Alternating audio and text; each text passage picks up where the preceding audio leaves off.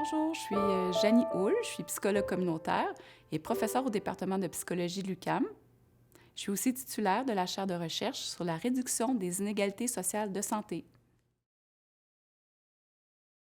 Alors, les psychologues communautaires, c'est des psychologues qui travaillent un peu différemment des psychologues qu'on connaît habituellement. Alors, plutôt que faire comme nos collègues, traiter les troubles de santé mentale à l'aide principalement de la psychothérapie, les psychologues communautaires, on essaie plutôt d'agir en prévention-promotion, en développant différents programmes.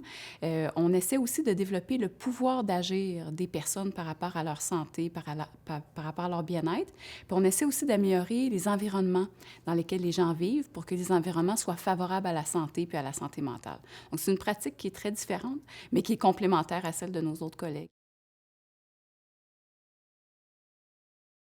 Le pouvoir d'agir, dans le fond, c'est la traduction du mot empowerment. Le pouvoir d'agir, c'est la capacité d'avoir un peu de contrôle sur notre vie, sur notre santé, en apprenant à bien se connaître, en apprenant aussi ce qui nous fait du bien, ce qui nous fait du mal, puis en exerçant justement du contrôle sur notre vie. C'est très, très important pour la santé mentale des personnes. Puis justement, dans le cas des personnes qui vivent avec une dépression, souvent, ils ont un peu ce sentiment d'impuissance par rapport à ce qu'ils vivent. Donc, c'est important de développer le pouvoir d'agir qu'ils ont par rapport à cette situation-là. Mais parce qu'on s'est rendu compte, puis ça c'est dans les années 60 d'ailleurs, des psychologues s'étaient rendus compte que dans le fond, on réussirait jamais à traiter toutes les personnes malades si on ne s'attaquait pas à la source des problèmes qui faisaient en sorte que les gens, justement, tombaient malades. Alors, c'est que c'est une roue qui tourne et si on fait juste toujours mettre un pansement sur le bobo, ben, on ne s'attaque pas à la source du problème. D'où l'importance d'essayer de travailler en prévention. Puis pour travailler en prévention, ben, il faut justement changer les environnements, puis aussi mieux outiller les personnes, consolider leurs facteurs de protection aussi. Pas juste travailler lorsqu'ils sont vraiment au plus bas, au plus creux, mais travailler vraiment en amont aussi. C'est très important. Une personne qui vit avec une dépression, c'est une personne qui présente un ou l'autre de ces deux symptômes très importants. Premièrement, soit une perte d'intérêt pour les choses que la personne appréciait auparavant. Donc, vraiment une perte d'intérêt marquée par rapport à ce que la personne aimait faire. Il n'y a plus rien qui lui plaît, il n'y a plus rien qui l'intéresse. Ou bien une humeur dépressive, donc de la tristesse qui reste, qui est vraiment présente très sur une base continue pendant plusieurs jours consécutifs. On dit que ces deux symptômes-là sont, un ou l'autre, doivent être absolument présents pour déterminer qu'une personne souffre d'un trouble dépressif.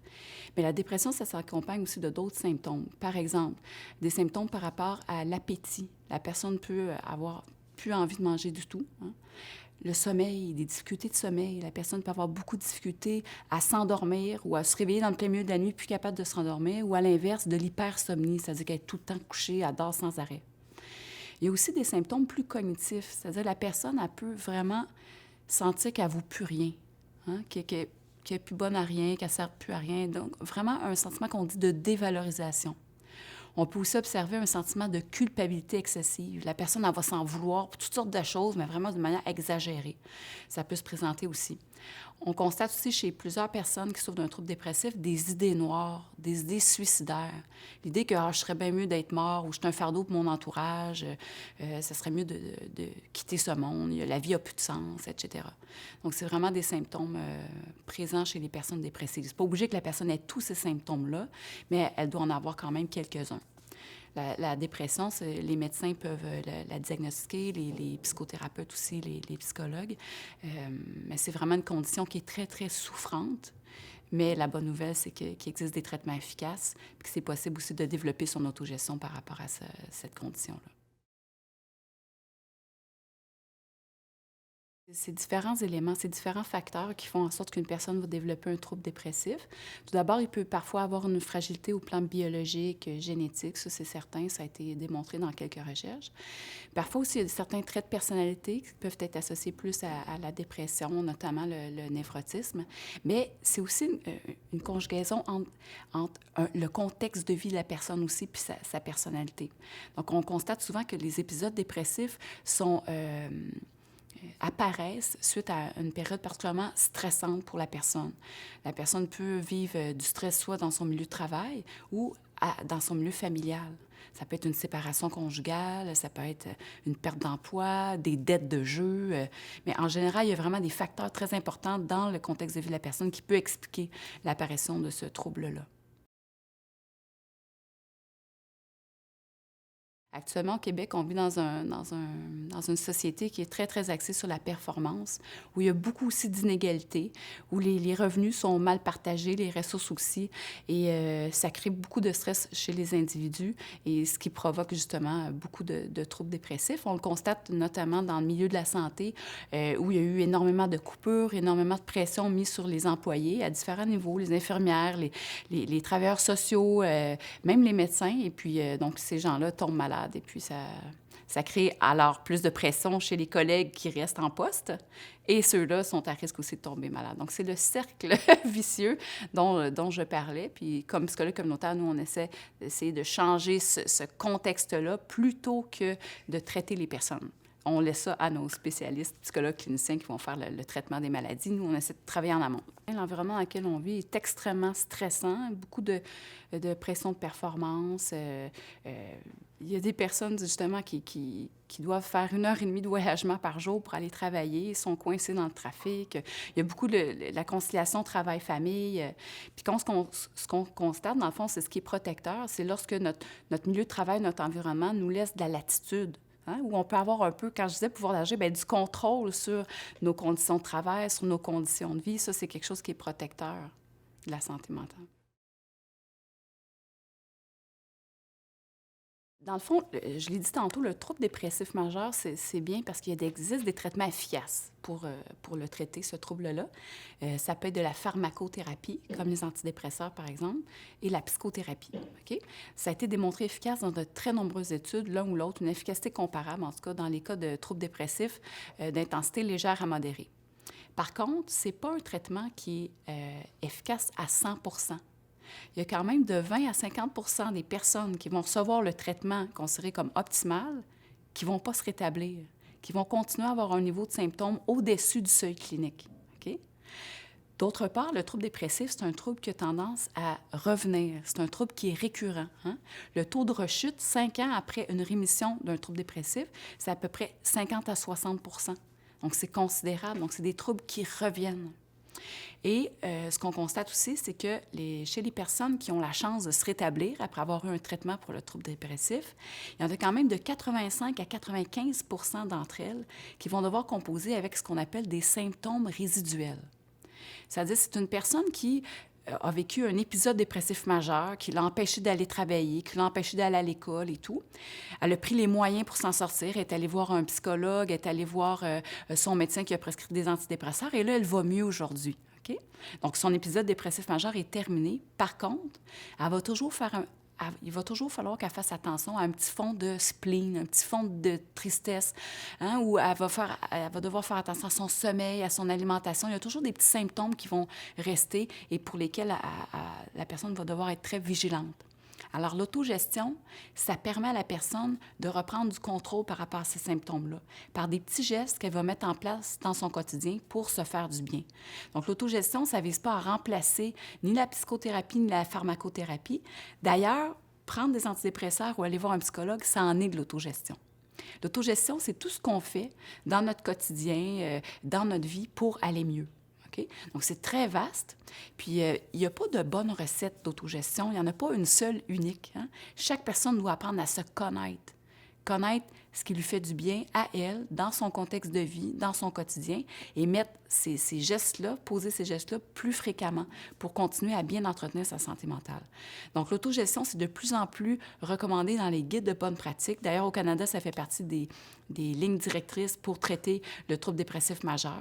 C'est quelque chose qui est considéré comme étant très important, et autant pour la phase aiguë du traitement que dans la phase de maintien. Donc, tout au long. Et nous, ce qu'on dit, dans le fond, c'est que l'autogestion, c'est tout au long de la vie. Et c'est pas juste les personnes qui vivent avec un trouble dépressif qui doivent faire de l'autogestion. Tous et chacun, on doit en faire aussi pour maintenir une bonne santé mentale. Mais dans le fond, c'est de faire réaliser à la personne qu'elle a un rôle actif à jouer dans son rétablissement. Souvent, les personnes dépressives, lorsqu'elles arrivent en consultation, elles ont l'impression que, dans le fond, la solution c'est le professionnel qui va la donner. Hein? Que dans le fond, la personne ne peut rien faire, elle n'est pas capable de rien faire, puis la solution réside à l'extérieur d'elle. Alors, c'est tranquillement de faire réfléchir à la personne comme au rôle actif qu'elle peut jouer dans son rétablissement. Et on peut le faire en posant différentes questions, notamment en mettant en lumière ce que la personne fait déjà, sans savoir que c'est de l'autogestion dans son quotidien, puis qui lui permet d'aller un peu mieux ou d'aller moins pire. OK? Donc, par exemple, en lui faisant décrire sa semaine, qu'est-ce que la personne a fait pendant sa semaine, puis en relevant les comportements que la personne a faits pour aller mieux. Ça peut être aussi simple que prendre un bon bain chaud le soir, écouter de la musique en fermant ses yeux, aller prendre une marche dehors avec son chien, se faire un petit souper avec un ami, aller au cinéma. C'est tous des comportements d'autogestion parce que ça contribue à nous faire sentir mieux. Donc, c'est vraiment par ces petites questions-là. Il existe aussi, bien sûr, des interventions plus formelles qui permettent de soutenir l'autogestion, notamment l'organisme Revive qui a créé 5 ateliers d'autogestion pour la dépression, l'anxiété, la bipolarité, l'autogestion des troubles de l'humeur en milieu de travail, puis l'estime de soi. Okay? Et donc, ça, ce sont des rencontres de groupe sur 10 à 12 semaines qui vraiment consolident chez la personne ses capacités d'autogestion. Et nous, notre équipe, on a aussi développé un outil qui s'appelle « Aller mieux à ma façon » et qui permet à la personne, c'est vraiment un outil qu'on a développé à partir du savoir de 50 personnes qui se sont rétablies d'un trouble dépressif ou anxieux. On leur a demandé, vous là, qui êtes passé par là, qu'est-ce qui vous a fait du bien? Qu'est-ce qui vous a permis d'aller mieux? Puis qu'est-ce que vous continuez à faire dans votre quotidien pour bien préserver votre santé mentale? Ils ont été capables d'identifier une 60aine de stratégies d'autogestion qu'on a classées selon 5 dimensions du rétablissement. Parce que le rétablissement en santé mentale, c'est pas juste une question de symptômes. Hein? Souvent, on focus beaucoup sur les symptômes. Mais dans les faits, le rétablissement, c'est plus complexe que ça. Il y a différentes facettes. On constate qu'il y a 5 dimensions au rétablissement. Une première dimension, c'est la dimension clinique, donc les symptômes. Pour se rétablir, il faut que les symptômes s'apaisent. Hein? Mais on s'est rendu compte quand même qu'il y a des personnes qui se rétablissaient et qui se considéraient rétablies malgré le fait qu'il y avait encore des symptômes présents. Donc ça, je l'ai mentionné un petit peu plus tôt. Donc, il ne faut pas absolument qu'il n'y ait plus du tout de symptômes pour se considérer rétabli. Il faut que les symptômes soient apaisés. Il y a une dimension aussi fonctionnelle au rétablissement en santé mentale. Ça, c'est être capable de reprendre des rôles sociaux qui sont importants pour nous. Par exemple, reprendre le travail, si c'est quelque chose qui est important, se réinvestir dans son rôle de parent, de conjoint, d'ami, de frère et sœur. Donc, c'est possible qu'une personne soit rétablie au plan clinique, donc que ses symptômes soient apaisés, mais qu'elle ne soit pas encore rétablie au plan fonctionnel, c'est-à-dire qu'elle n'a pas encore retrouvé sa capacité à s'investir dans des rôles sociaux. Donc ça, c'est très important à considérer aussi. Il y a la dimension sociale au rétablissement aussi. Lorsqu'on vit un trouble dépressif majeur, c'est fort probable que ça va avoir des conséquences sur nos relations avec notre entourage. Okay? Donc, c'est difficile pour les proches d'essayer d'accompagner une personne qui vit un trouble dépressif. Et donc, dans cette dimension sociale, le rétablissement, ça consiste à parfois restaurer certains liens sociaux qui ont pu être abîmés pendant l'épisode dépressif majeur. Ça peut consister aussi à faire du ménage dans son réseau social. Des relations plus toxiques qui nous font du mal, on essaie de les laisser de côté, puis on investit des relations positives pour nous. Donc, le rétablissement, ça a aussi une dimension sociale. Ça a une dimension physique aussi. Donc, souvent, dans le creux de la dépression, la personne, je l'ai mentionné plus tôt, elle ne s'alimente pas bien, elle dort pas bien, peut-être qu'elle ne fait plus du tout d'exercice physique. Donc, dans sa dimension physique, le rétablissement, ça consiste à reprendre un peu de contrôle puis réadopter des meilleures habitudes de vie. Et finalement, il y a une dimension super importante pour les personnes qui ont vécu un rétablissement, c'est la dimension existentielle. Apprendre là, qu'on doit composer avec un trouble dépressif majeur, c'est un coût énorme sur l'identité d'une personne. C'est très bouleversant et la personne doit se reconstruire par la suite, hein?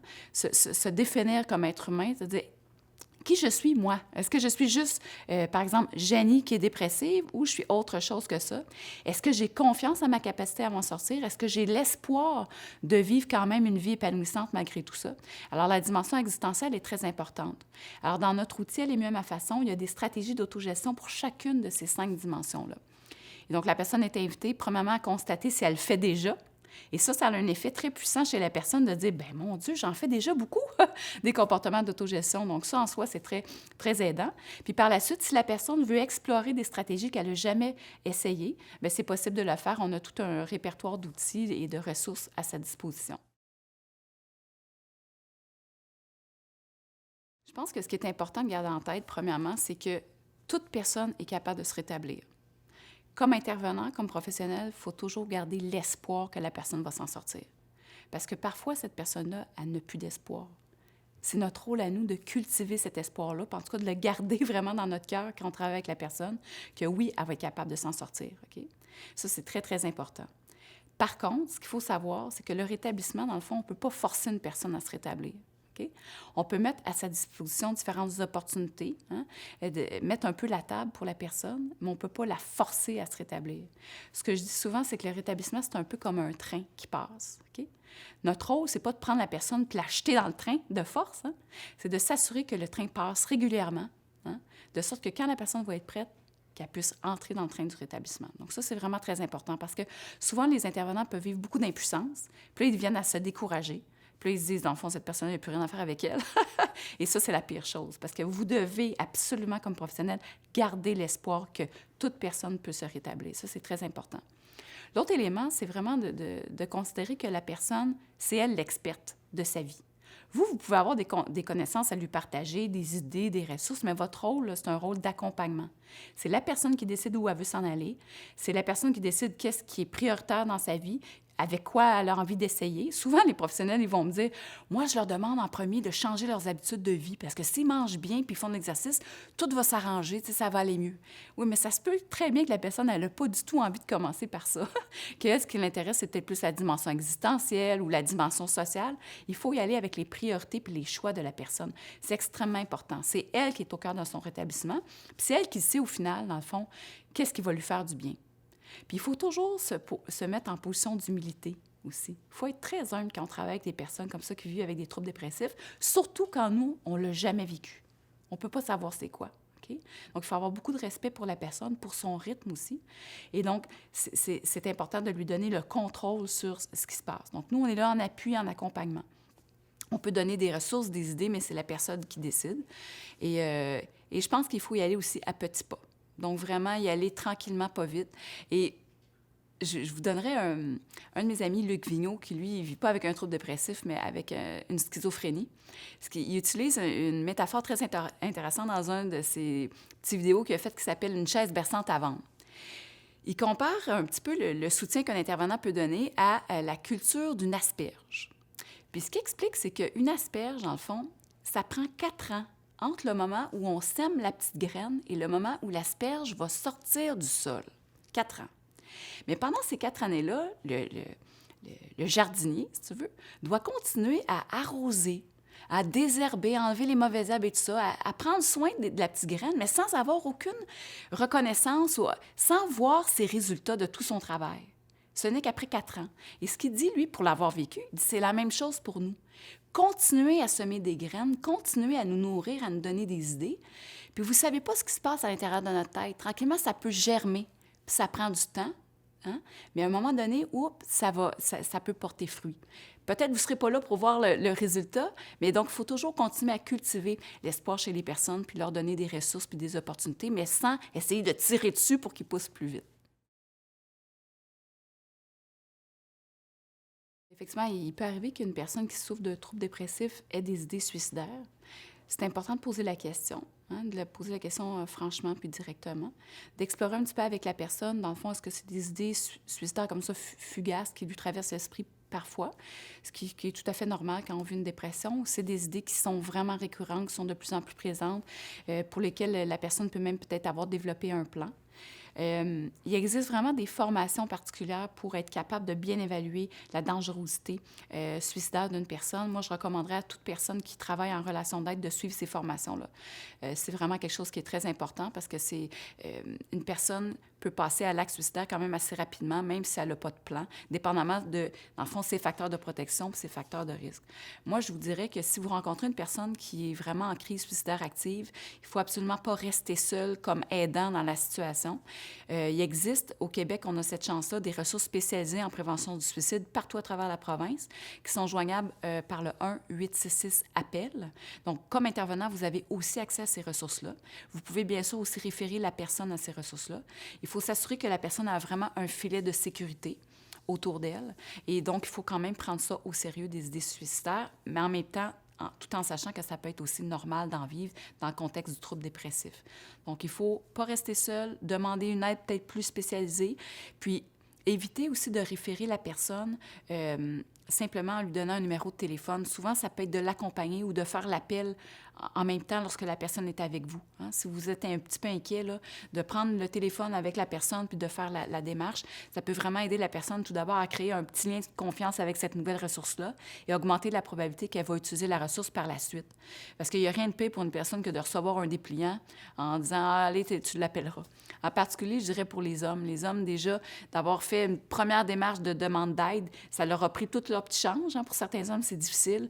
Bien là, si en plus, vous leur demandez de refaire une autre demande d'aide, de tout réexpliquer leur histoire, ça peut être vraiment quelque chose qui est très, très difficile pour eux. Bien, moi, je pense que j'ai réalisé que, dans le fond, on peut pas prétendre comprendre cette situation-là si on ne l'a pas vécue, honnêtement. C'est le fait d'être passé par là, ça t'apporte tout nous, on appelle ça dans l'équipe des savoirs expérientiels qui sont uniques. Comme professionnels, nous, on a un autre type de connaissance, un petit peu plus froide, plus détachée de cette condition-là, mais on ne pourra jamais se substituer à ce savoir expérientiel-là qu'ils ont acquis hein, à la sueur de leur front puis après beaucoup, beaucoup de souffrance. Donc, je pense que comme professionnel, il faut avoir cette humilité-là, particulièrement si on n'a jamais vécu de dépression, de dire, écoutez, moi, j'ai mon bagage de connaissances, mais vous avez le vôtre aussi. Hein? Et donc, c'est en mettant ensemble nos différents savoirs qu'on va être capable de trouver une issue à cette situation-là. Donc, il faut vraiment pousser dans une position, je pense, d'humilité, puis comme accompagnateur.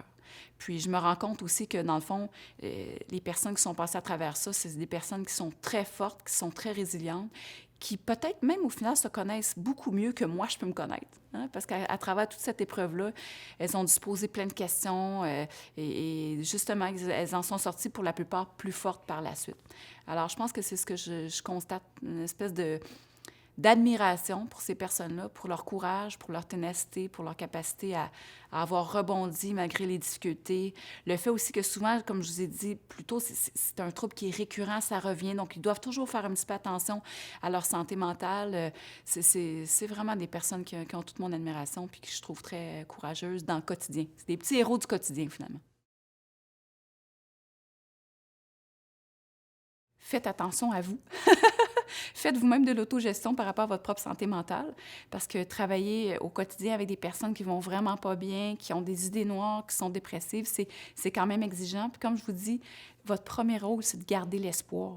Cultiver cet espoir-là. Donc, il faut vraiment prendre soin de vous comme intervenant pour être capable de garder cet espoir-là malgré tout ce qui peut se passer, malgré le fait que la personne, dans le fond, rechute ou ça va pas mieux d'une fois à l'autre, bien, il faut quand même continuer à cultiver l'espoir. Puis pour y arriver, bien, il faut prendre soin de soi comme intervenant.